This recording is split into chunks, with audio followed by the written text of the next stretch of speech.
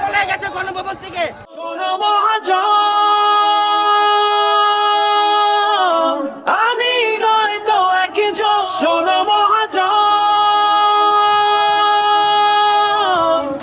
আমরা অনেকজন।